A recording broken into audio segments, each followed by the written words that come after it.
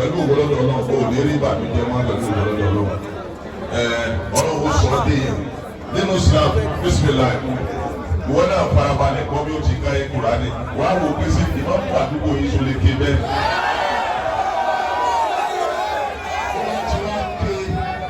bó ti ń ké ìwọ náà wà níyàn náwó Al-Kùránì fún náà bismillah ajásọ̀ bíyá bàbá dọ̀lí.